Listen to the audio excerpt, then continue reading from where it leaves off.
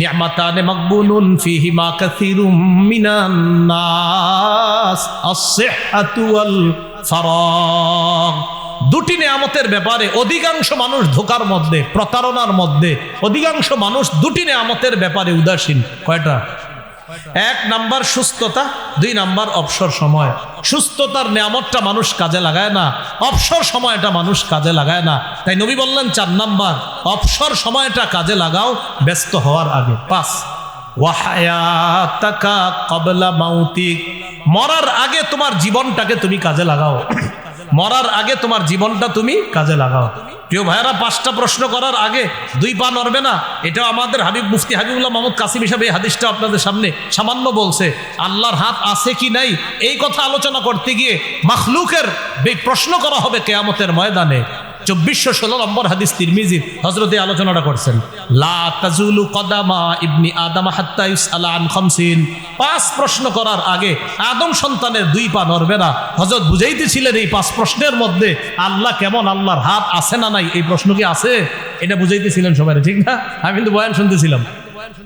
এই 5 প্রশ্ন করার আগে আদম সন্তানের 2 পা নড়বে না। 1 নাম্বার আন উমরিহি ফিমা আফনা, জীবন সম্পর্কে প্রশ্ন করা হবে, জীবন কোন কাজে কাটিয়েছে। 2 নাম্বার ওয়া আন শাবাবিহি ফিমা আবলা, যৌবন সম্পর্কে প্রশ্ন করা হবে, যৌবন সে কোথায় বিনাশ করেছে।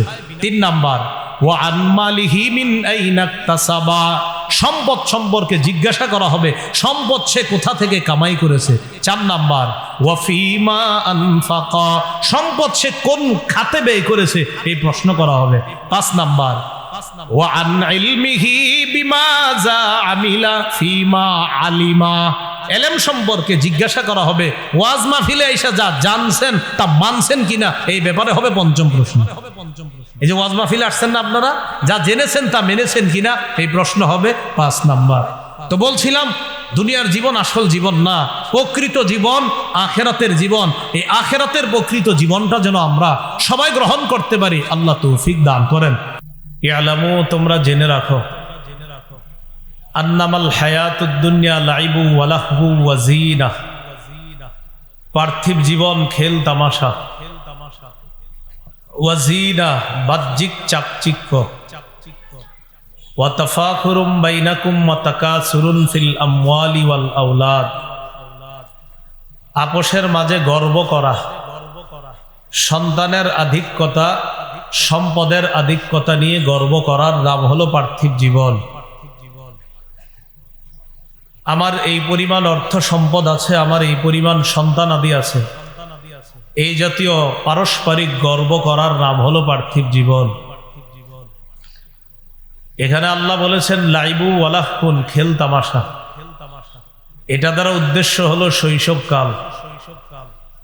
এরপরে বলেছেন ওয়াজিনা, বাহ্যিক চাকচিক্য। এটা দ্বারা উদ্দেশ্য হলো যৌবনকাল। শৈশবকালে মানুষ খেলাধুলার প্রতি বেশি আগ্রহী হয়, যৌবনকালে সৌন্দর্যতার প্রতি মানুষ বেশি আকৃষ্ট হয়। এরপরে আল্লাহ বলেছেন ওয়া তাফাখুরুম বাইনাকুম ওয়া তাকাসুরুন ফিল আমওয়ালি ওয়াল আওলাদ। এটার দ্বারা উদ্দেশ্য বার্ধক্যকাল। বয়সে উপনীত হওয়ার পর মানুষ আপোষে গর্ব করে, আমার সন্তান এতজন, আমার নাতি নাতনি এতজন, আমার এতটা সন্তান অমুক দেশে থাকে, এগুলা মানুষের গর্বের বিষয় হয়ে যায়। আল্লাহ বলেন তাদের এই যে গর্ব করার বিষয়, বাহ্যিক সৌন্দর্য আর খেল তামাশার দৃষ্টান্ত কেমন? কামাথালি গাইসিন, মেঘের মতো। যেই মেঘ থেকে বৃষ্টি আসে দুনিয়াতে, আসার পর ওই বৃষ্টি থেকে উদ্ভিদ বের হয়, ফল ফলাদি ফসল বের হয়।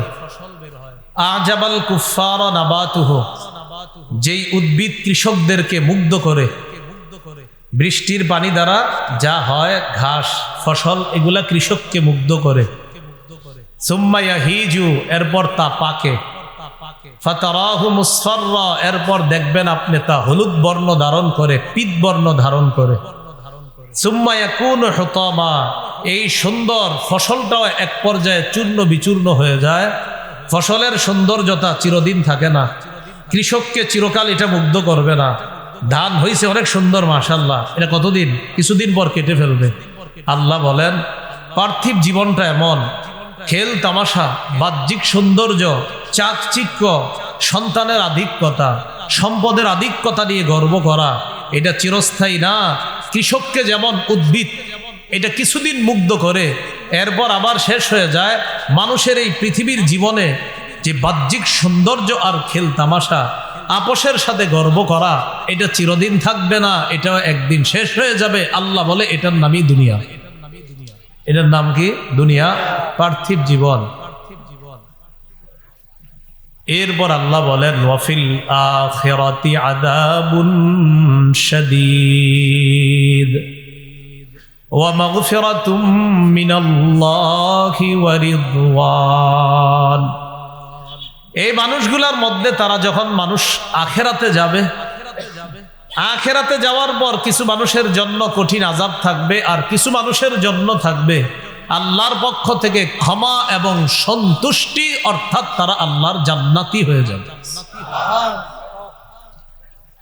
এবার আল্লাহ সর্বশেষ ফিনিশিং এ বলতেছে ওয়ামাল হায়াতুদ দুনিয়া ইল্লা মাতাউল গুরুর। পার্থিব জীবন এটা হলো ধোকার কিছু উপকরণ ছাড়া আর কিছু না। এটা ধোকার জায়গা। এখানে মানুষ বিভিন্ন ভাবে ধোকাগ্রস্ত হয়।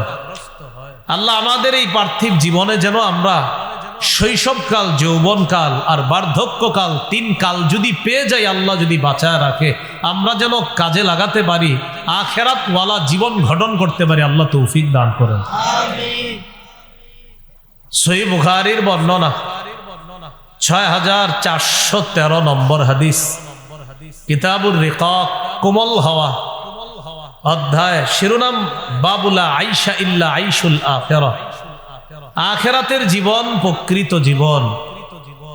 এই হাদিসের বর্ণনাকারী রাসূলুল্লাহ সাল্লাল্লাহু আলাইহি ওয়াসাল্লামের সাহাবী আনাস ইবনে মালিক রাদিয়াল্লাহু তাআলা আন, তিনি বলেন ক্বালা রাসূলুল্লাহ সাল্লাল্লাহু আলাইহি ওয়াসাল্লাম আল্লাহুম্মা লা আইশা ইল্লা আইশুল আখিরাহ ফাসলিহিল আমসার ওয়াল মুহাজিরা।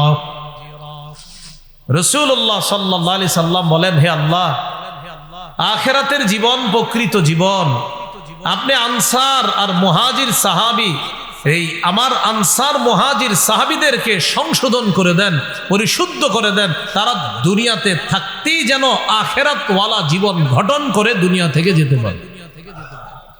তাহলে প্রকৃত জীবন দুনিয়ার না আখিরাতের? আখিরাতের। সহিহ বুখারী 6414 নম্বর হাদিস। এই হাদিসের বর্ণনাকারী সাহাল ইবনু সাদ আস-সাঈদী রাদিয়াল্লাহু তাআলা তিনি বলেন কুন্না মা রাসূলিল্লাহি সাল্লাল্লাহু আলাইহি ওয়াসাল্লাম ফিল খান্দাক ওয়া হুয়া ইয়াহফিরু ওয়া নাহনু নানকুলু তুরাব। আমরা রাসূলুল্লাহ সাল্লাল্লাহু আলাইহি সাল্লামের সাথে খন্দক যুদ্ধে ছিলাম। খন্দক মানে গর্ত করা, খন্দক মানে গর্ত, পরীক্ষা। সালমান ফারসি রাদিয়াল্লাহু তাআলা আনহু রাসূলুল্লাহ সাল্লাল্লাহু আলাইহি সাল্লামের একজন বিখ্যাত সাহাবী, বয়স্ক একজন সাহাবী। তিনি রাসূল সাল্লাল্লাহু আলাইহি সাল্লামকে অভিজ্ঞতার আলোকে পরামর্শ দিলেন গর্ত খনন করার জন্য, পরীক্ষা খনন করার জন্য, যেন কাফেররা ওপাশ থেকে এই পাশে আসা কষ্টকর হয়ে যায়। তার পরামর্শক্রমে রাসূল সাল্লাল্লাহু আলাইহি সাল্লাম গর্ত খননের কাজ শুরু করলেন। ওই গর্ত খননের কাজে আল্লাহর নবীর সাহাবীদের সাথে নবী নিজেও অংশগ্রহণ করলেন। তো সাহাবী বলেন, আমরা নবীজির সাথে ছিলাম। ওয়া হুয়া ইয়াহফিরু, নবী তখন গর্ত খনন করতেছিলেন। ওয়া নাহনু নানকুলুত তুরাব, আমরা মাটি বহন করে স্থানান্তরিত করছিলাম। দেখবেন দেশ গ্রামে মাটি কাটলে একদল কাটে, আরেক দল বহন করে আরেক জায়গায় নিয়ে যায়। এটা আমরা করতেছিলাম। ওয়া ইয়ামুরু বিনা, নবীজি আমাদের আশেপাশে একটু ঘুরতে লেগেছেন। প্রথমে মাটি কাটেন, আবার কিছুক্ষণ ঘুরেন, দেখে আমরা কাজ কেমন করি। আমাদের কাজের গতি বাড়ানোর জন্য আল্লাহ রাসূল আল্লাহর কাছে বললেন, আল্লাহুম্মা লা আইশা ইল্লা আইশুল আখিরাহ ফাগফির লিল আনসারি ওয়াল মুহাজিরা আল্লাহ আখিরাতের জীবন, প্রকৃত জীবন, আমার আনসার মুহাজির এই সাহাবীরা কত কষ্ট করতেছে, আল্লাহ আমার আনসার মুহাজির সাহাবীদেরকে আপনি মাফ করে দেন। তাহলে বলেন প্রকৃত জীবন কোনটা? আখিরাতের। প্রকৃত জীবন কোনটা? আখিরাতের জীবন যে আপনি গঠন করবেন দুনিয়াতে থাকতে, এর অর্থ হলো দুনিয়াতে হালাল ভাবে আপনি চলবেন, হালাল কামাই করবেন, বাকি আখিরাত সামনে রাখবেন। এটা হলো আখিরাতের জীবন। একটা বর্ণনা শুনলে বিষয়টা সহজে স্পষ্ট হবে। সহিহ বুখারীর 6417 নম্বর হাদিসের অধীনে আলী রাদিয়াল্লাহু তাআলা আনহুর একটি বক্তব্য ইমাম বুখারী রাহমাতুল্লাহ আলাইহি আনছেন। আন আলী ইবনে আবি তালিব রাদিয়াল্লাহু তাআলা আনহু قال ইরতাহালাতিদ দুনিয়া মুদবিরাতান ওয়ারতাহালাতিল আখিরাতু মুকবিলা। আলী রাদিয়াল্লাহু তাআলা আনহু বলেন, দুনিয়া পিছিয়ে যাচ্ছে, পিছনের দিকে যাচ্ছে, আখিরাত এগিয়ে আসতেছে। দুনিয়া পিছনের দিকে যাচ্ছে মানে দুনিয়ার আয়ু ফুরিয়ে আসতেছে। ওয়ারতাহালাতিল আখিরাতু মুকবিলা, আখিরাত এগিয়ে আসতেছে। ওয়ালিকুল্লি ওয়াহিদাতিন মিনহুমা বানুনা। দুনিয়া আখিরাত উভয়ের সন্তান আছে, দুনিয়ারও সন্তান আছে, আখিরাতেরও সন্তান আছে। হযরত আলী বলেন, ফাকুনু মিন আবনাইল আখিরাহ, তোমরা আখিরাতের সন্তান হও। ওয়ালা তাকুনু মিন আবনাইদ দুনিয়া, তোমরা দুনিয়ার সন্তান হও না। এর দ্বারা উদ্দেশ্য হলো তোমরা দিনদার হও, দুনিয়াদার হও না। তাহলে দুনিয়া আখিরাত এই দুইটার উদাহরণ দিলেন হযরত আলী। দুনিয়া পিছনের দিকে যাচ্ছে, আখিরাত এগিয়ে আসতেছে, খুব তাড়াতাড়ি আখিরাত আসতেছে। দুনিয়ারও সন্তান আছে, আখিরাতেরও সন্তান আছে। দুনিয়ার সন্তানরা এরা হলো দুনিয়াদার, আখিরাতের সন্তান এরা দুনিয়াতে থাইকাও এরা হলো দিনদার। দিনদার কারা? যে যারা দুনিয়াতে থাইকা হালাল ভাবে দুনিয়া কামাবে ঠিক, কিন্তু আখিরাত ভুলবে না, তারা হলো দিনদার। আর যারা দুনিয়া কামায় আখিরাত ভুলে যায়, তারা হলো দুনিয়াদার। তাহলে দুনিয়া বৈধভাবে কামাবেন কিন্তু আখিরাত ভুলবেন না, এটা দিনদার।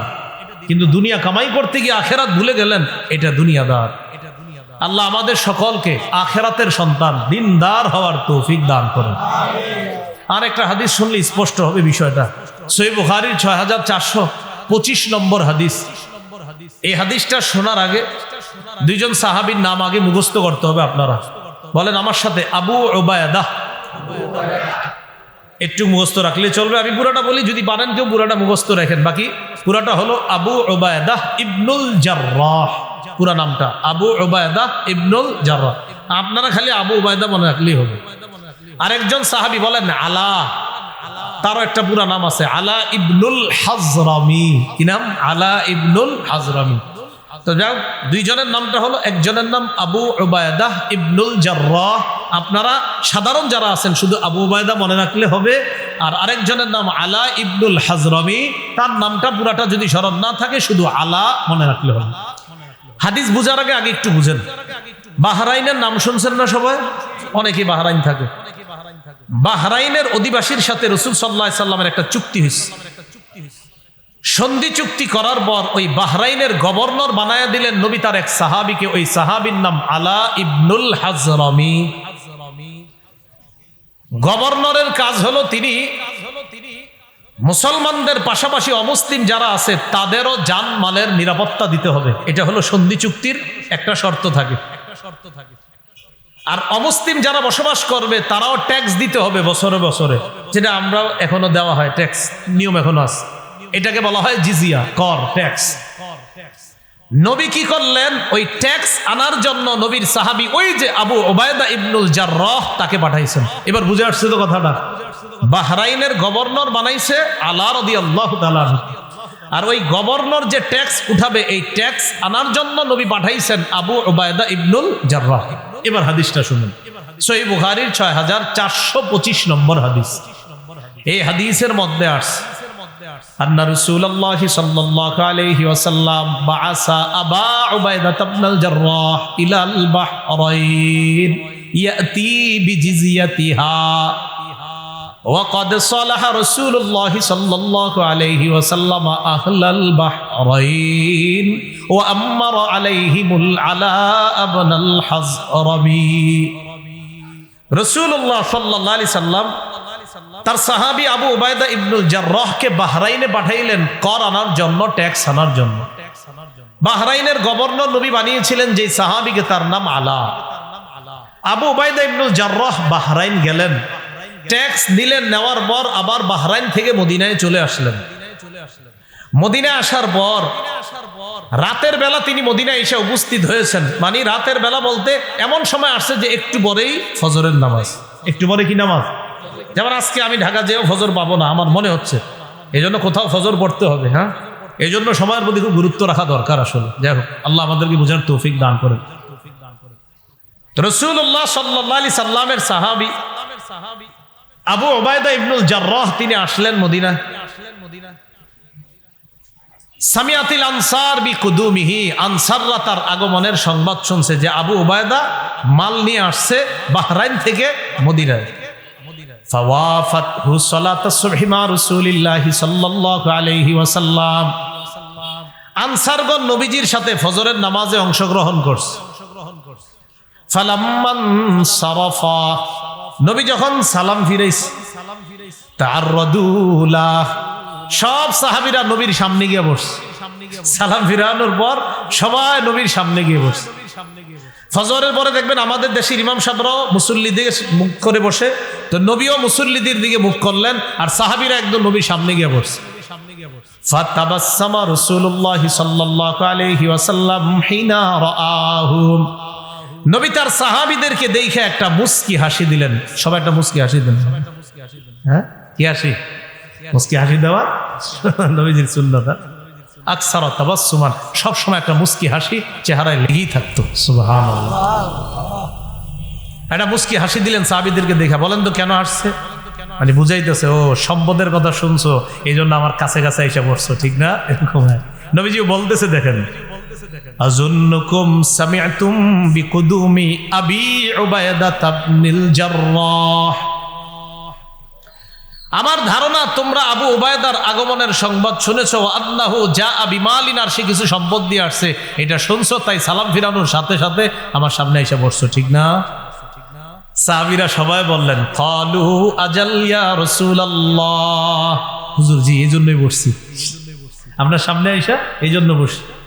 এবার নবীজি যে কথাগুলো বললেন গুরুত্ব দেন। নবী বললেন, আবশিরু ওয়া আমিলু মা ইয়াসুররুকুম, সুসংবাদ গ্রহণ করো, আশা করো ওই জিনিসের যা তোমাদেরকে আনন্দ দিবে। সুসংবাদ গ্রহণ করো, ওই মালের আশা করো যেই মাল তোমাদেরকে আনন্দ দিবে। তাহলে এখান থেকে বোঝা যায় মালের জন্য নবীর সামনে সাহাবায়ে কেরাম আশাটা দোষণীয় না, মাল বৈধভাবে গ্রহণ করাটা দোষণীয় না। এখান থেকে বোঝা যায় নবী বলছে সুসংবাদ গ্রহণ করো এবং যেই মাল তোমাদেরকে আনন্দ দিবে এই জন্য তোমরা আশাবাদী হও। তাহলে এই হাদিস থেকে বোঝা যায় বৈধ সম্পদের জন্য আশাবাদী হওয়া এটা দোষণীয় নয়। এতটুকু বুঝছেন তো সবাই? বিসমিল্লাহ, আল্লাহুম্মা লাকাল হামদু ওয়া লাকাল শুকর। এরপর নবী বলেন, মাল ফাকরা আখশা আলাইকুম, শোনো তোমরা, আমি দুনিয়া থেকে বিদায় নেওয়ার পর তোমরা দারিদ্রতার মধ্যে পড়ে যাবা এই আশঙ্কা আমি করি না, তোমরা দরিদ্র হয়ে যাবা এই আশঙ্কা আমি করি না। ওয়ালাকিন আখশা আলাইকুম আন তুবসাতা আলাইকুমুদ দুনিয়া কামা বুসিতাত আলা মান কানা ক্বাবলাকুম ফাতানাফাসুহা কামা তানাফাসুহা। তোমরা দারিদ্রতার মধ্যে পড়ে যাবা এই আশঙ্কা আমি করি না। আমার আশঙ্কা আমি পৃথিবী থেকে বিদায় নেওয়ার পর তোমাদের সামনে দুনিয়া এমন ভাবে বিছিয়ে দেওয়া হবে যেমন তোমাদের পূর্ববর্তীদের কাছে দুনিয়া বিছিয়ে দেওয়া হয়েছে। ফাতানাফাসুহা কামা তানাফাসুহা, তাদের সামনে দুনিয়া বিস্তৃত করে দেওয়ার পর, দুনিয়া ব্যাপকভাবে দেওয়ার পর তারা দুনিয়া পাওয়ার জন্য দুনিয়ার প্রতিযোগিতায় যেইভাবে লিপ্ত হয়েছে তোমরাও দুনিয়া পাওয়ার আশায় এইভাবে লিপ্ত হয়ে যাবা। ওয়া তুলহিয়াকুম কামা আলহাতহুম, আর দুনিয়া তাদেরকে যেমন আখেরাত ভুলিয়ে দিয়েছে, তোমাদেরকেও দুনিয়া আখেরাত থেকে বিমুখ করে দিবে, আমি নবীর এই আশঙ্কা হয়। তাহলে কি শিখলাম হাদিস থেকে? প্রথম অংশ, দুনিয়া বৈধভাবে কামাই করবা, সুসংবাদ গ্রহণ করো, আশাবাদী হও, কোনো সমস্যা না। সাথে সাথে বলতেছে আমার আশঙ্কা দারিদ্রতার সীমার মধ্যে তোমরা পড়ে যাবা, তোমরা ফকির হয়ে যাবা সবাই, এই আশঙ্কা আমি করি না। আমি আশঙ্কা করি দুনিয়া এত বেশি তোমাদের সামনে আসবে, যেমন অতীতের উম্মতের সামনে এসেছে, আসার পর তারাই দুনিয়া কামাই করতে গিয়ে আখেরাত থেকে বিমুখ হয়ে গিয়েছে, তেমনি তোমাদেরকেও দুনিয়া আখেরাত থেকে বিমুখ করে দিবে, এই ভয় আমার হয়, এই আশঙ্কা আমার হয়। এখন আপনারা বলেন, দুনিয়া পেয়ে মানুষ আখেরাত ভুলে যাওয়া এই জাতীয় সংখ্যা কম না অনেক বেশি? দুনিয়া পায় আখেরাত ভুলে যায়, এই কথাটা আল্লাহ 25 পারা শুরু পৃষ্ঠায় বলছে, وَإِذَا أَنْعَمْنَا عَلَى الْإِنسَانِ أَعْرَضَ وَنَأَى بِجَانِبِهِ وَإِذَا مَسَّهُ الشَّرُّ فَذُو دُعَاءٍ عَرِيضٍ। আল্লাহ বলেন, আমি যখন মানুষকে নেয়ামত দান করি, মানুষ আমার থেকে মুখ ফিরায় নেয়, আমাকে এড়িয়ে চলে। সূরা হামিম আস-সাজদা 51 নম্বর আয়াত, হাফিজি কোরআন মাজিদ 25 পারা 1 নম্বর পৃষ্ঠা, সূরা হামিম আস-সাজদার 51 নম্বর আয়াত। আল্লাহ বলেন, ওয়াইদা আনআমনা আলাল ইনসান, আমি যখন মানুষকে নেয়ামত দান করি, আ'রাদ, মানুষ আমার থেকে মুখ ফিরিয়ে নেয়, ওয়া নাআ বিজানিবি, ও আমারে পাশ কাইটা চলে। দেখেন কি কথা বলে আল্লাহ, আমি যখন ওরে নেয়ামত দেই, ও আমার থেকে মুখ ফিরে আনায়, আমারে পাশ কেটে চলে, ও আমার থেকে বিমুখ হয়ে যায়।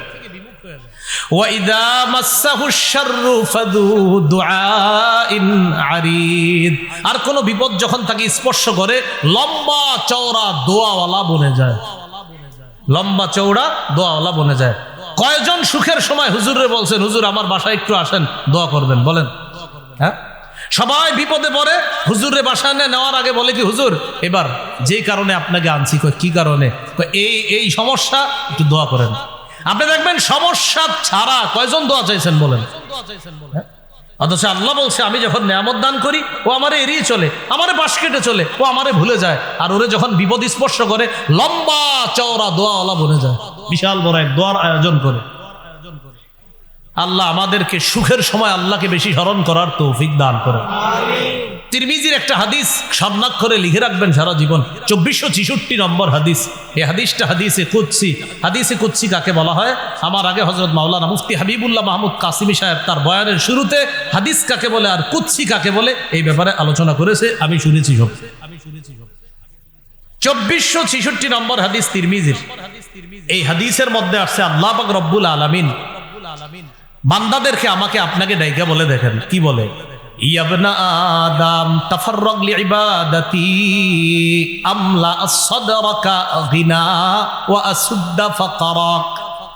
হে আদম সন্তান, তুমি আমার ইবাদতের জন্য একটু ফারেগ হও, সময় বের করো, সুযোগ বের করো, যথাসাধ্য চেষ্টা করো আমার ইবাদতের জন্য। আমলা সদরকা গিনা, আমি আল্লাহর ওয়াদা, তুমি যদি আমার ইবাদতের জন্য যথাসাধ্য চেষ্টা করে সময় বের করে আমার ইবাদত করো, আমি তোমার হৃদয়টাকে ঐশ্বর্যে পরিপূর্ণ করে দিব, ধনাঢ্যতায় পরিপূর্ণ করে দিব। ওয়া আসুদ্দা ফাকরাকা, আমি তোমার দারিদ্রতা দূর করে দিব।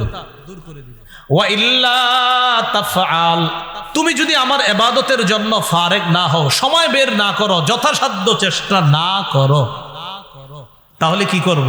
মালাতু ইয়াদাইকা শুগলা, তোমার দুই হাত আমি ব্যস্ততার মধ্যে এমন ভাবে ব্যস্ত করে দিব, তোমার ব্যস্ততা কখনো শেষ হবে না। যত তোমারে হুজুররা দাওয়াত দেয় নামাজ পড়ার জন্য, তুমি শুধু বলবা ব্যস্ত আছি, বিজি আছি, এই ব্যস্ততা তোমার শেষ হবে না যদি আমার ইবাদতের জন্য সময় না দাও। তোমার দুই হাত এমন ব্যস্ততার মধ্যে ফালায় দিব, ব্যস্ততা কোনোদিন শেষ হবে না। শুধু বলবে আমি ব্যস্ত, আমি ব্যস্ত। ওয়ালাম আসুদ্দা ফাকরাকা, তোমার দারিদ্রতা কোনোদিন দূর করব না। দেখতে আপনি মনে করবেন কোটিপতি, খোঁজ নিয়ে দেখবেন ব্যাংকে লোন আছে 20 কোটি, তার টেনশন দূর হইল কোথায়? আল্লাহ আমাদেরকে বুঝার তৌফিক দান করেন। তো আবু উবাইদা ইবনুল জাররাহ রাদিয়াল্লাহু তাআলা আনহু যে সম্পদ নিয়ে আসছে, হালাল ভাবে সম্পদ কামাই করা কি নিষেধ? নিষেধ না, নিষেধ হলো আখেরাত ভুলে যাওয়া। আখেরাত সামনে রেখে আমরা যেন দুনিয়াতে চলে আখেরাতওয়ালা জীবন তথা দিনদার হতে পারি, আল্লাহ তৌফিক দান করেন। সহিহ বুখারীর বর্ণনা 6415 নম্বর হাদিস। প্রকৃত জীবনে যদি জান্নাত পেয়ে যাই, এই জান্নাতের চাবুক রাখার একটা জায়গার ব্যাপারে রাসূল বলেন, قال رسول الله صلى الله عليه وسلم موضع صوت في الجنة خير من الدنيا وما فيها। জান্নাতে চাবুক পরিমাণ জায়গা দুনিয়া আর দুনিয়াতে যা কিছু আছে সব কিছুর চাইতে উত্তম। আখিরাতের প্রকৃত জীবন যেন আমরা কামাই করতে পারি, আল্লাহ তৌফিক দান করেন। সহিহ বুখারীর 6416 নম্বর হাদিস।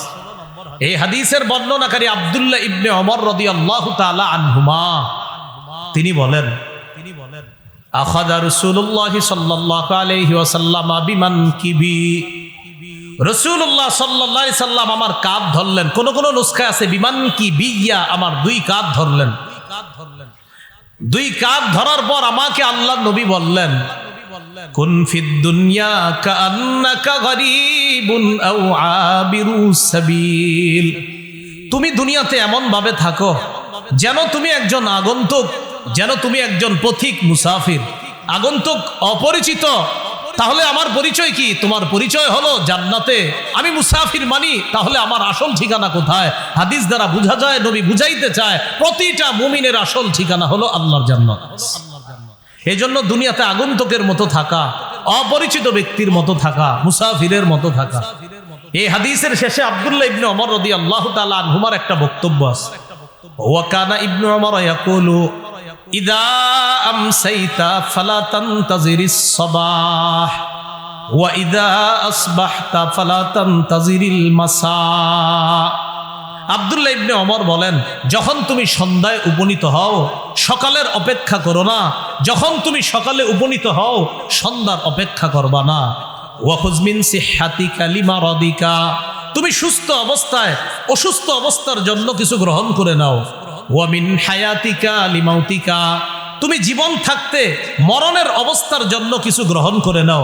এর মানে অসুস্থ হইলে ইবাদত করতে চাইলেও করতে পারবা না বেশি, তাই সুস্থ থাকতে বেশি ইবাদত করো, যেন অসুস্থ অবস্থায় তোমার সওয়াব বন্ধ না হয়। আপনারা এটা বিশ্বাস করেন না? অসুস্থ অবস্থায় যদি, সুস্থ অবস্থায় যদি ইবাদত করি, করতে করতে মনে করেন অসুস্থ হয়ে গেলাম, এই মুহূর্তে যদি ইবাদত নাও করতে পারি, আল্লাহ সব বন্ধ করবে না। সুবহানাল্লাহ। একটা হাদিস শুনেন, তাহলে বিষয়টা স্পষ্ট হবে, বিশ্বাস হবে আপনাদের। মুসনাদে আহমদ হাদিসের কিতাব 6895 নম্বর হাদিস। এই হাদিসের মধ্যে আসছে, ক্বালা রাসূলুল্লাহ সাল্লাল্লাহু আলাইহি ওয়াসাল্লাম ইন্নাল আবদা ইযা কানা আলা তরিকাতিন হাসানাতিন মিনাল ইবাদা। কোন বান্দা যখন ইবাদতের উত্তম একটা পদ্ধতি গ্রহণ করে, গ্রহণ করার পর এক বান্দা প্রতিনিয়ত ভালো ভালো ইবাদত করে, সুম্মা মারিদ, হঠাৎ কিলা লিল মালাকিল মুআক্কালি বি, অসুস্থ হয়ে যাওয়ার পর তার সাথে নিয়োজিত যে ফেরেশতা তার সওয়াব লেখে, আমল নামা লেখে, ওই ফেরেশতাকে আল্লাহর পক্ষ থেকে বলা হয়, উক্তুব বিমিসলি আমালিহি ইদা কানা তলিকা। আমার বান্দা সুস্থ থাকার সময় ইবাদত করলে যেই সওয়াব তোমরা লিপিবদ্ধ করতা, আমি জানি আমার বান্দা এখন সুস্থ থাকলে এই আমলগুলা করত, অসুস্থতার কারণে করতে পারতেছে না। আমি আল্লাহ তো কম দেই না, আমার বান্দা অসুস্থতার কারণে যেই ইবাদতটা এতদিন করত এখন করতে পারে না, সমস্যা নাই ফেরেশতা, তোমরা সওয়াব লেখা বন্ধ করবে না। এই হাদিস থেকে আমরা শিখলাম, প্রিয় ভাইয়ারা, অসুস্থ অবস্থার আগে সুস্থ অবস্থার সময় কিছু গ্রহণ করা। তাই রাসূলুল্লাহ সাল্লাল্লাহু আলাইহি সাল্লাম মুস্তাদরাকে হাকিম বাইহাকির একটা বর্ণনা আসছে, ক্বালা রাসূলুল্লাহ সাল্লাল্লাহু আলাইহি ওয়াসাল্লাম ইগতানিম খামসান ক্বাবলা খামসিন। 5টি বিষয়ের আগে 5টি বিষয়কে মূল্যায়ন করো। 1 নম্বর, শাবাবাকা ক্বাবলা হারামিক, তুমি বুড়া হয়ে যাওয়ার আগে যৌবন কালটাকে মূল্যায়ন করো। বার্ধক্যে পৌঁছার আগে যৌবন কাল মূল্যায়ন করো। দেখেন, আপনি বয়োবৃদ্ধ হয়ে যাওয়ার পর কয়েক রাকাত নফল নামাজ বেশি পড়তে চাইলেও পারবেন না, কষ্ট হইতেছে, দাঁড়াই থাকতে পারতেছেন না। আপনি বার্ধক্যে পৌঁছার পর 4 রাকাত নামাজ মাঝে মাঝে আপনি স্মরণে থাকে না কি 3 না 4 রাকাত, কারণ এটা হতেই পারে। বয়স যখন একটা পর্যায়ে বার্ধক্যে পৌঁছে যায়, স্মরণ শক্তি মানুষের কমে যায়। তাই নবী বললেন বার্ধক্যে পৌঁছার আগে যৌবন কালটাকে তুমি মূল্যায়ন করো। 2 নাম্বার ওয়াসিহ্হাতাকা ক্বাবলা সাকামিক, অসুস্থ হওয়ার আগে সুস্থতার অবস্থাটাকে তুমি মূল্যায়ন করো। এটা আগেও বলছি, অসুস্থ অবস্থায় আপনি চাইলেও এত বেশি ইবাদত করতে পারবেন না, সুস্থ অবস্থায় যেই পরিমাণ ইবাদত করতে পারবেন। সুস্থ অবস্থায় 100 বার সুবহানাল্লাহ পড়া আপনার জন্য সহজ, অসুস্থ অবস্থায় 10 বার পড়া আপনার জন্য কষ্টকর। 3 নাম্বার ওয়াগিনাকা ক্বাবলা ফাকরিক, তুমি দরিদ্র হওয়ার আগে ধনাঢ্য অবস্থাকে তুমি মূল্যায়ন করো, ধনী অবস্থাটাকে তুমি মূল্যায়ন করো, টাকা পয়সাটা তুমি মূল্যায়ন করো, সঠিক কাজে কাজে লাগাও। 4 নাম্বার ওয়াফারাগাকা ক্বাবলা শুগুলিক, তুমি ব্যস্ত হওয়ার আগে অবসর সময়টা কাজে লাগাও। দেখেন আপনারা অফিসে রওনা করছেন, কেউ কোথাও রওনা করছেন, আপনি জানেন যে আমার পৌঁছতে আরো 1 ঘন্টা লাগবে। এই 1 ঘন্টা আপনি কি করবেন? আল্লাহর রাস্তে সময়গুলা নষ্ট করেন না। জান্নাতে জান্নাতি যারা হবে সবার একটা আফসোস থাকবে, সব জান্নাতীদের একটা আফসোস থাকবে, আমি যদি আরেকটু বেশি সুবহানাল্লাহ বলতাম, আমি যদি দুনিয়ার ওই সময়টা কাজে লাগাইতাম, তো আজকে জান্নাতে আমার অবস্থানটা এখানে না হয়ে আরো একটা উন্নত অবস্থানে আমি থাকতাম। এই আফসোস জান্নাতীরা করবে। এই জন্য দুনিয়ার যেই সময়টা আপনার চলে গেল, এই সময়টা আর ফিরে আসবে না, সত্যি ফিরে আসবে না, এই সময়টার আফসোস আপনার শেষ হবে না। তাই নবী 4 নম্বরে বললেন ফারাগাকা ক্বাবলা শুগুলিক, ব্যস্ত হওয়ার আগে অবসর সময়টা তুমি মূল্যায়ন করো। সহিহ বুখারীর বর্ণনা আছে, 6412 নম্বর হাদিসে আছে, নি'মাতানে মাকবুনুন ফীহিমা কাসীরুম মিনান নাস আস-সিহহাতু ওয়াল ফারাগ, 2টি নেয়ামতের ব্যাপারে অধিকাংশ মানুষ ধোঁকার মধ্যে, প্রতারণার মধ্যে, অধিকাংশ মানুষ 2টি নেয়ামতের ব্যাপারে উদাসীন। কয়টা? 1 নাম্বার সুস্থতা, 2 নাম্বার অবসর সময়। সুস্থতার নেয়ামতটা মানুষ কাজে লাগায় না, অবসর সময়টা মানুষ কাজে লাগায় না। তাই নবী বললেন 4 নাম্বার অবসর সময়টা কাজে লাগাও ব্যস্ত হওয়ার আগে। 5 ওয়াহায়াতাকা ক্বাবলা মাউতিক, মরার আগে তোমার জীবনটাকে তুমি কাজে লাগাও। মরার আগে তোমার জীবনটা তুমি কাজে লাগাও। প্রিয় ভাইয়েরা, 5টা প্রশ্ন করার আগে 2 পা নড়বে না। এটাও আমাদের হাবিব মুফতি হাবিবুল্লাহ মাহমুদ কাসিম হিসাবে এই হাদিসটা আপনাদের সামনে সামান্য বলছে। আল্লাহর হাত আছে কি নাই এই কথা আলোচনা করতে গিয়ে মাখলুকের প্রশ্ন করা হবে কিয়ামতের ময়দানে। 2416 নম্বর হাদিস তিরমিজির হযরত আলোচনাটা করছেন, লা তাজুলু কদামা ইবনি আদম হাত্তা ইউসআলা আন 50, 5 প্রশ্ন করার আগে আদম সন্তানের 2 পা নড়বে না। হযরত বুঝাইতেছিলেন এই 5 প্রশ্নের মধ্যে আল্লাহ কেমন, আল্লাহর হাত আছে না নাই, এই প্রশ্ন কি আছে, এটা বুঝাইতেছিলেন সবাই, ঠিক না? আমি কিন্তু বয়ান শুনতেছিলাম। এই 5 প্রশ্ন করার আগে আদম সন্তানের 2 পা নড়বে না।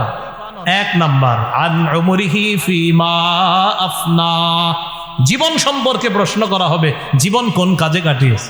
2 নাম্বার ওয়া আন শাবাবিহি ফিমা আবলা, যৌবন সম্পর্কে প্রশ্ন করা হবে, যৌবন সে কোথায় বিনাশ করেছে। 3 নাম্বার ওয়া আন মালিহি মিন আইনা ইকতাসাবা, সম্পদ সম্পর্কে জিজ্ঞাসা করা হবে, সম্পদ সে কোথা থেকে কামাই করেছে। 4 নাম্বার ওয়া ফিমা আনফাকা, সম্পদ সে কোন খাতে ব্যয় করেছে, এই প্রশ্ন করা হবে। 5 নাম্বার ওয়া আন ইলমিহি বিমাযা আমিলা ফিমা আলিমা, ইলম সম্পর্কে জিজ্ঞাসা করা হবে, ওয়াজ মাহফিলে আইসা যা জানছেন তা মানছেন কিনা, এই ব্যাপারে হবে 5ম প্রশ্ন। এই যে ওয়াজ মাহফিলে আসছেন না আপনারা, যা জেনেছেন তা মেনেছেন কিনা, এই প্রশ্ন হবে 5 নাম্বার। তো বলছিলাম দুনিয়ার জীবন আসল জীবন না, প্রকৃত জীবন আখিরাতের জীবন। এই আখিরাতের প্রকৃত জীবনটা যেন আমরা সবাই গ্রহণ করতে পারি, আল্লাহ তৌফিক দান করেন। এজন্য বলেন আমার সাথে, ধোঁকা খাওয়া যাবে না। বলেন, বলেন দুনিয়া কামাই করতে গিয়ে ধোঁকায় পড়া যাবে না। ধোঁকা হলো আখিরাত ভুলে যাওয়া। তাহলে দুনিয়া কামাই করা দূষণীয় না, হালাল ভাবে কামাই করা দূষণীয় না, বাকি কামাই করতে গিয়ে ধোঁকা খাওয়া যাবে না। হুজুর ধোঁকা খাওয়া কি? দুনিয়া কামাই করতে গিয়ে আখিরাত ভুলে যাওয়া, এটা ধোঁকা খাওয়া। সহিহ বুখারী একটা হাদিস শুনেন, 6433 নম্বর হাদিস। এই হাদিসের বর্ণনাকারী উসমান ইবনে আফফান রাদিয়াল্লাহু তাআলা, তার থেকে হাদিসটা বর্ণনা করছেন হুমরান ইবনে আবান। এখানে অনেক ওলামা হযরত আছেন, মূল মতনে আছে আন্না আবান। ইমাম বুখারী শেষে বইলা দিছে এই ইবনে আবান দ্বারা উদ্দেশ্য হুমরান ইবনে আবান। এই হুমরান ইবনে আবান বলেন, আতাইতু রাসূলুল্লাহ আতাইতু উসমান ইবনে আফফান বিতুহুরিন, আমি হযরত উসমান গনির কাছে ওযুর পানি নিয়ে আসলাম। ওয়া হুয়া জালিসুন আলাল মাকাইদি, তিনি আসনে বসা ছিলেন। ওযুর পানি নিয়ে আসার পর আমি তাকে দিলাম, তিনি ওযু করতে লাগলেন। ফাতাওয়াদ্দা ফাহসানাল উযুআ, সুন্দরভাবে ওযু করলেন। ওযু করার পর হযরত উসমান বললেন, রাআইতুন নাবিয়্যা সাল্লাল্লাহু আলাইহি সাল্লাম তাওয়াদ্দা, আমি নবীজিরে ওযু করতে দেখছি। ফি হাযাল মাজলিসি, এই মজলিসে, এই বৈঠকে, এখানেই নবীরে আমি ওযু করতে দেখছি। ফাহসানাল উযুআ, সুন্দরভাবে ওযু করেছেন। এরপরে শুনেন নবী বলেছেন, মান তাওয়াদ্দা মিসলা হাযা, আমার এই ওযুর মতো আমার যেই উম্মত ওযু করবে, সুম্মা আতাল মসজিদে, অতঃপর মসজিদে আসবে, সুম্মা রাকাআ রাকাতাইন, অতঃপর 2 রাকাত নামাজ পড়বে, সুম্মা জালাসা, এরপর বসবে, গফিরা লাহু মা তাকদ্দামা মিন যামবি, তার আগের সব গুনাহ মাফ করে দেওয়া। এটা দুখুলুল মসজিদ উদ্দেশ্য হতে পারে। আমরা এই সুন্নতটা সবাই ভুলে গেছি। ওযু করে মসজিদে গিয়ে প্রবেশ করেই 2 রাকাত নামাজ, এই সুন্নাহটা সবাই ভুলে। শরীয়তপুর ওলামা পরিষদের উদ্যোগে মাহফিল, ওলামা হযরত সহ সবাইকে আমি উদাত্ত আহ্বান জানাই, জুমার দিন আপনারা যখন মসজিদে অনেক আগে আগে আসেন, ঢুইকাই 2 রাকাত নামাজ পড়বেন ইনশাআল্লাহ। কারা কারা পড়বো ইনশাআল্লাহ? এই হারিয়ে যাওয়া সুন্নতটা ইনশাআল্লাহ আমরা জিন্দা করবো তো ইনশাআল্লাহ। পরে প্রায় মানুষ ভোট যাচ্ছে, বসে যাচ্ছে, ঢুকতেছে, বসে যেতেছে। অনেকে তো মাশাআল্লাহ 11:30 চলে আসে, 11:15 চলে আসে। হুজুর তো আলোচনা শুরু করে 12:25, 30, লম্বা সময় আপনি মসজিদে বসে আছেন। তো যখন ঢুকলেন, ঢুকেই 2 রাকাত নামাজ পড়বেন, নামাজের আগে বসবেন না, 2 রাকাত নামাজ পড়বেন, এরপর বসবেন। যদিও মাসালা আছে কবলাল জুমার মধ্যে, ওই দুখুলুল মসজিদ তাদাখুল হবে কি হবে না সেই মাসালাও আছে, সেটা ভিন্ন কথা। আমরা শুধু এতটুকু, দুখুলুল মসজিদের আমলটা শুধু জুমার দিন না, আর অন্যান্য নামাজ আছে আপনার, যে নামাজগুলা, ওই নামাজে আমরা যখন ঢুকবো, ঢুকার পর 2 রাকাত দুখুলুল মসজিদ পড়বো, বলেন ইনশাআল্লাহ। আল্লাহ আমাদেরকে তৌফিক দান করেন। এরপরে কবলাল জুমা 4 রাকাত, এটা আদায় করলেন। যদিও মুফতিয়ানে কেরাম বলেন যে কবলাল জুমার মধ্যেই দুখুলুল মসজিদ তাদাখুল হবে কি হবে না, এই নিয়ে তাদের চমৎকার আলোচনা আছে। আমি আবার ফিকহি আলোচনা করি না, এটা আমাদের আবরার ভাইয়ের আলোচনা। মাশাআল্লাহ, আল্লাহ তৌফিক দান করেন, হায়াতে বরকত দান করেন। তো বলছিলাম, রাসূলুল্লাহ সাল্লাল্লাহু আলাইহি সাল্লাম বলেন, আমার মতো ওযু করবে, করার পর মসজিদে যাবে, যাওয়ার পর 2 রাকাত নামাজ পড়বে, নামাজ পড়ার পর এরপর বসবে, তার আগের সব গুনাহ মাফ করে দেওয়া হবে। এরপর নবী যেটা বললেন, হাদিসের শেষে নবী বলেন, শোনো, লা তাগতাররু, তোমরা ধোঁকা খাও না। হাদিসের শেষে নবী বলেন, তোমরা ধোঁকা খাও না। এই হাদিস শুধু লা তাগতাররু দ্বারা ইমাম বুখারী তরজমাতুল বাবের সাথে শুধু লা তাগতাররুকে মিলাইছে, আর পুরা হাদিস আনছেন শুধু লা তাগতাররুকে উনি শিরোনামের সাথে মিলাইছে, যে দুনিয়ার ধোঁকায় পড়ে এমন ধোঁকা খাওয়া যাবে না যে ধোঁকা আমাদেরকে আখিরাত থেকে বিমুখ করে দেয়। তাহলে বলেন তো, ওলামা ছাড়া অন্য সাধারণরা বলেন, দুনিয়া হালালভাবে কামাই করা কি নিষেধ? নিষেধ কোনটা? দুনিয়া কামাই করতে গিয়ে কোনটা ভুলে যাওয়া? আখিরাত। তাহলে দুনিয়া হালাল ভাবে কামাই করা দোষণীয় না, দোষণীয় সেটা দুনিয়া কামাই করতে গিয়ে আখিরাত ভুলে যাওয়া। তাহলে আমরা আখিরাত কোনোভাবেই ভুলা যাবে না, ঠিক আছে না ইনশাআল্লাহ? এই জন্য ওলামায়ে হযরতদের অনুষ্ঠান এটা, তাদের সোহবতে বেশি বেশি যাবেন। এই জামানায় মুসলমান ভাইয়ারা যত বেশি আলেমদের সান্নিধ্যে যাবেন তত লাভ হবে।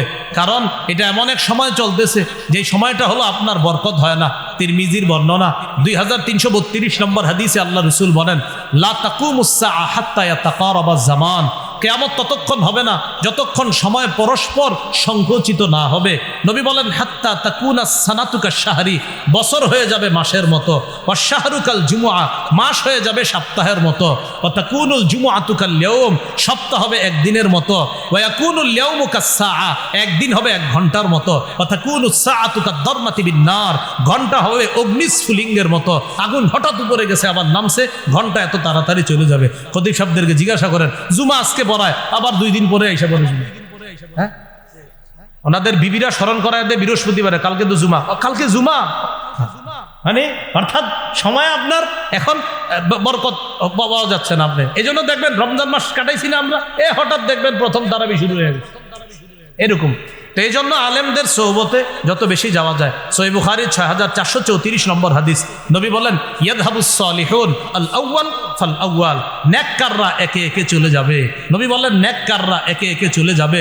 তাবকা হুফালাতুন কাহুফালাতিশ শাঈরি আও ইত-তামর, খেজুর আর জবের অব্যবহার্য অংশ যেমন, খেজুরের অব্যবহার্য যে অংশগুলা যেমন পড়ে থাকে, মানুষগুলা হয়ে যাবে এমন ওই অব্যবহার্য অংশের মতো হয়ে যাবে। দামি মানুষ দুনিয়াতে থাকবে না, নেককাররা একে একে চলে যাবে। 2020 সাল থেকে একটু দেখেন আমাদের দেশের ওলামায়ে কেরাম কি পরিমাণ, আমাদের শেখুল ইসলাম রহমতুল্লাহ আলাইহি সহ কি পরিমাণ ওলামায়ে কেরামের বিদায়। 2012 থেকে আপনার শুরু হয়েছে, শেখুল হাদিস রহমতুল্লাহ আলাইহি গেলেন, 2 মাস ব্যবধানে আমিনী রহমতুল্লাহ আলাইহি চলে গেলেন। এরপর মোটামুটি অনেকদিন আমরা মুরব্বীদের মাথা হাতে ছিলাম, কিন্তু আস্তে আস্তে আপনার কাজী মুতাসিম বিল্লাহ রহমতুল্লাহ আলাইহি সহ 2020-এ আপনার অনেক মুরব্বীদেরকে আমরা হারিয়ে ফেলেছি। এই জন্য ভাই, ইয়াযহাবুস সালিহুন আল আউয়াল ফাল আউয়াল, নেককাররা একে একে চলে যাবে। তাই নেককার মানুষ দুনিয়াতে ওলামায়ে কেরাম যারা আছে তাদের সান্নিধ্যে যান, তাদের কাছে যান। ওলামা, তুলাবা, সুলাহা, আওয়াম সবার মাঝে একটা মহাব্বত তৈরি করেন। খতিব সাহেবের কাছাকাছি গিয়ে বয়ান শুনবেন প্রতি জুমায়, সবার আগে আগে মসজিদে যাবেন, আজান পড়ার পর সবার আগে আগে মসজিদে যাবেন। এইভাবে আমরা প্রতিটা সময়কে আমরা মূল্যায়ন করব। বলেন সবাই ইনশাআল্লাহ। মূল্যায়ন করব তো সবাই ইনশাআল্লাহ। আল্লাহ তৌফিক দান করেন। তাহলে একটু সর্বশেষ প্রশ্ন করি, বলেন তো প্রকৃত জীবন কোন জীবন? দুনিয়া হালালভাবে কামাই করা নিষেধ, হালালভাবে কামাই করতে গিয়ে কি ভুলে যাওয়া নিষেধ? আখিরাত। আল্লাহ আমাদের সকলকে দুনিয়ার সামনে রেখে নয়, বরং আখিরাত সামনে রেখে যেন দুনিয়াতে আমরা চলতে পারি। আল্লাহ তৌফিক দান করেন। সুবহানাল্লাহি ওয়া বিহামদিহি, সুবহানাকাল্লাহুম্মা ওয়া বিহামদিকা, আশহাদু আল্লা ইলাহা ইল্লা আনতা আস্তাগফিরুকা ওয়া আতুবু ইলাইক। একটা ঘোষণা দেওয়ার জন্য বলা হয়েছে, মিম্বরের আমানত আমার সংকলন, এটা 5ম 6ষ্ঠ খণ্ড বের হয়েছে। আগে ছিল 4 খণ্ড, এখন 5ম 6ষ্ঠ খণ্ড অনলাইনে পাওয়া যায়। আপনাদের যাদের লাগবে অনলাইন থেকে সংগ্রহ করবেন। 5ম খণ্ডের আলোচনা হলো ইসলামের প্রথম ভিত্তি নিয়ে, 6ষ্ঠ খণ্ডের আলোচনা ইসলামের দ্বিতীয় ভিত্তি মানে নামাজ নিয়ে আলোচনা। আজকে একদল তারা এখানেও নিয়ে এসেছে কিতাবগুলা, তো অনলাইনে যেই টাকায় পান এখান থেকে হয়তো তারা আরও কমে দিয়ে দেয়। তো আপনাদের যাদের লাগবে, এখানে ওরা গাড়িতে নিয়ে এসেছে, বাকি গাড়িটা যেই গাড়িতে নিয়ে এসেছে ওই গাড়িটা আবার আমি নিয়ে এসেছি, এই জন্য গাড়ি থেকে সংগ্রহ করতে গিয়ে গাড়ির কাজ ভাঙা যাবে না, ঠিক আছে? তো এই জন্য আপনারা গাড়ি থেকে যদি সংগ্রহ করেন ওদের থেকে সংগ্রহ করতে পারেন। প্রথম খণ্ডটা যারা নেবেন স্বামী স্ত্রী একদম মুখস্থ করে ফেলবেন। আমি বারবার বলি 64টা অধিকার সন্তানের প্রথম খণ্ডে, এটা একদম জামাই বউ মুখস্থ করে ফেলবেন, ওই আলোকে সন্তানকে বড় করবেন। দ্বিতীয় খণ্ডে শিরিক, বেদাত, কুফর, তাওহীদ। তৃতীয় খণ্ডে হালাল হারাম। চতুর্থ খণ্ডে স্বামীর 24টা অধিকার, স্ত্রীর 19টা অধিকার। 5ম খণ্ডে ইসলামের প্রথম ভিত্তি। আমাদের মুফতি হাবিবুল্লাহ মাহমুদ কাসিমি সাহেব যে বিষয় নিয়ে আলোচনা করেছেন এটা 5ম খণ্ডের আলোচনা, অর্থাৎ হুজুর তো আলোচনা করেছেন আপনার ওমা তাশাউনার উপর ইমানে মুফাসসাল আর মুজমাল নিয়ে, তো ওখানে বিস্তারিত আলোচনা আছে। আর 6ষ্ঠ খণ্ডের আলোচনা হলো ইসলামের দ্বিতীয় ভিত্তি, নামাজ নিয়ে আলোচনা। আল্লাহ আমাদের সকলকে আজকে যে আলোচনাগুলো শুনলাম বললাম আমল করার তৌফিক দান করেন। আলহামদুলিল্লাহ রাব্বিল আলামিন ওয়াল আকিবাতু লিল মুত্তাকিন ওয়াসসালাতু ওয়াসসালামু আলা সাইয়্যিদিল আমবিয়া ওয়াল মুরসালিন ওয়া আলা আলিহি ওয়া আসহাবিহি আজমাইন। রব্বানা যালামনা আনফুসানা ওয়া ইল্লাম তাগফির লানা ওয়া তারহামনা লানাকুনান্না মিনাল খাসিরিন। রব্বিরহামহুমা কামা রাব্বায়ানি সগীরা, রব্বিরহামহুমা কামা রাব্বায়ানি সগীরা। মাবুদ মেহেরবান মাওলা, আল্লাহ মেহেরবানি করে আজকের এই মাহফিলকে আপনি কবুল করেন, উলামায়ে কেরামের আয়োজনকে আপনি কবুল করেন। আল্লাহ উলামায়ে কেরামের এই আহ্বানে এলাকাবাসীর সর্বশ্রেণীর মুসলমানরা স্বতঃস্ফূর্তভাবে সাড়া দিয়েছে। মাওলা মেহেরবানি করে তাদের এই মোহাব্বত আপনি কবুল করে নেন। আল্লাহ উলামায়ে কেরামের সাথে তাদের এই লেগে থাকা, তাদের এই সম্পৃক্ততা, তাদের এই ভালোবাসা আরও যেন মজবুত হয়। মাওলা ভবিষ্যতে উলামায়ে হজরত যেন এই মানুষগুলোকে নিয়ে আরও বেশি বেশি কাজ করতে পারে, তৌফিক দান করেন। আল্লাহ এলাকার উলামা, তুলাবা, সুলাহা, আওয়াম সকলকে কবুল করে নেন। আল্লাহ আমার পূর্বে যারা আলোচনা করেছে, বিশেষ করে হজরত মাওলানা মুফতি হাবিবুল্লাহ মাহমুদ কাসিমি দামাত বরকাতুহুম, তিনি আমাদের এই দেশের আল্লাহ প্রথম সারির উলামায়ে কেরামদের একজন। হজরত সহ আমাদের দেশের বুজুর্গ আলেম যারা এখনো বেঁচে আছে মাওলা, আল্লাহ তাদেরকে হায়াতে তৈয়্যিবা দান করেন। আল্লাহ দিনের দিন তো আমরা বুজুর্গ শূন্য হয়ে যাচ্ছি মাওলা, অভিভাবক শূন্য হয়ে যাচ্ছি মাওলা। আল্লাহ মাঝে মাঝে যখন চিন্তা করি কি আশ্চর্যের বিষয়, আমাদের দেশেই তো হাফিজজি হুজুর ছিলেন, আমাদের দেশেই তো পীরজি হুজুর ছিলেন, আমাদের দেশেই তো পাহাড়পুরি রহমতুল্লাহ আলাই ছিলেন, আমাদের দেশেই গর্ব করার মতো শাইখুল হাদিস ছিলেন, আমাদের দেশের সিংহ আল্লামা মুফতি আমিনী ছিলেন। আল্লাহ আমাদের দেশের আল্লাহ প্রথিত দশা আলেমে দিন হযরত মাওলানা কাজী মুতাসিম বিল্লাহ, তিনি ছিলেন ফকিহুল মিল্লাহ। মুফতি আব্দুর রহমান রহমতুল্লাহ আলাই ছিলেন শাইখুল ইসলাম। আল্লামা আহমদ শফি রহমতুল্লাহ আলাই ছিলেন, কায়েদে মিল্লাত হাফেজ মাওলানা জুনায়েদ বাবু নগরী রহমতুল্লাহ আলাই ছিলেন। আল্লাহ, গর্ব করার মতো কত আলেম আমাদের দেশে ছিল মাওলা, তারা ছিলেন কিন্তু এখন নাই মাওলা। আল্লাহ মেহেরবানি করে তাদের কবরগুলা জান্নাতের বাগান বানায় দেন আল্লাহ, তাদের কবরগুলা জান্নাতের বাগান বানায় দেন আল্লাহ। আমরা তাদের রেখে যাওয়া আমানত, তাদের রেখে যাওয়া সন্তান, তারা যে ইখলাসের সাথে কাজ করছে, আমাদের মাঝে যে সেই ইখলাস নাই মাওলা। আল্লাহ, আমরাও যেন ইখলাসের সাথে ঈমান ইয়াকিন নিয়ে আমরাও যেন কাজ করতে পারি, তৌফিক দান করেন আল্লাহ। এই হাদিস যখন পড়ি, আপনার নবী বলছে তাবকা হুফালা, মানুষগুলো এমন হয়ে যাবে, নেককাররা বিদায় নিতে নিতে অব্যবহার্য খেজুর আর জবের অংশের মতো মানুষ পড়ে থাকবে। আল্লাহ, ওই যুগ তো আর বেশি দিন বাকি নাই, চলছেই তো এই যুগ মাওলা। মেহেরবানি করে আল্লাহ আমাদের এই হায়াতের মধ্যে আপনি বরকত দান করেন। ছোট্ট একটা জীবনে এরপরেও কত গুনাহে লিপ্ত হয়ে যায় মাওলা, মেহেরবানি করে সমস্ত গুনাহ থেকে আমাদেরকে হেফাজত করেন আল্লাহ। আমাদের দেশের উলামা তুলাবা সুলাহা সকলকে আপনি কবুল করে নেন। বিশেষ করে মরহুম আলহাজ শামসুর রহমান রহমতুল্লাহ আলাই, আল্লাহ তার রুহের মাগফিরাত কামনায় দোয়া চেয়েছে মাওলা। আল্লাহ, তার কবরটা জান্নাতের বাগান বানায়া দেন আল্লাহ। শামসুর রহমান, তার কবরটা জান্নাতের বাগান বানায়া দেন। তিনি সহ নারী পুরুষ যারা কবর জগতে আছে, তাদের কবরগুলা জান্নাতের বাগান বানায়া দেন আল্লাহ। আপনার কাছে আমার বিশেষ একটা আবদার, আজকে যাদের সামনে বসছি মাওলা, যারা আমার সামনে বসছে মাওলা, সবার সাথে আবার জান্নাতে দেখা করায়া দেন আল্লাহ। আমার এই আরজিটা আপনি এই মুহূর্তে কবুল করে নেন আল্লাহ। আল্লাহ, এই আরজিটা আপনি কবুল করে নেন। আমরা জানি আল্লাহ আমাদের তো অনেক গুনাহ মাওলা।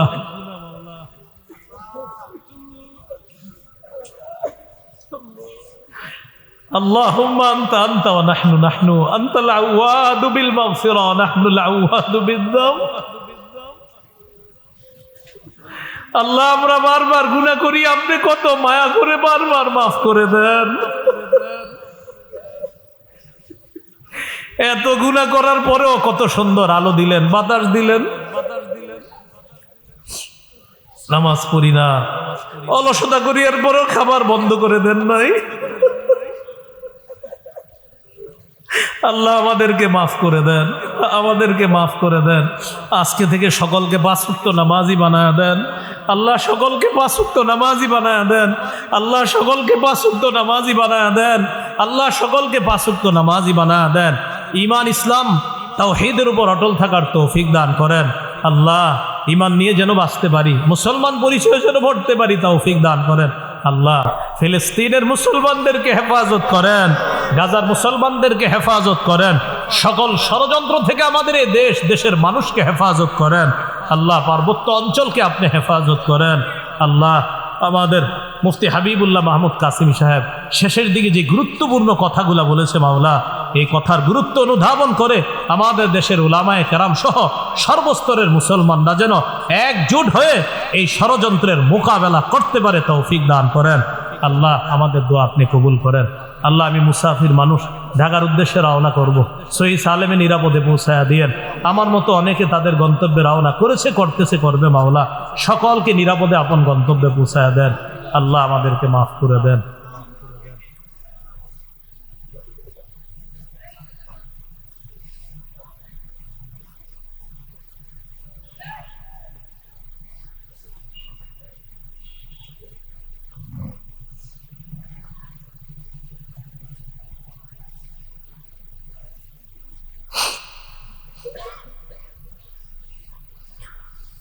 ربنا تقبل منا إنك أنت السميع العليم وتب علينا إنك أنت التواب الرحيم وصلى الله تعالى على خير خلقه محمد وعلى آله وأصحابه أجمعين سبحان ربك رب العزة عما يصفون سلام على المرسلين الحمد لله رب العالمين.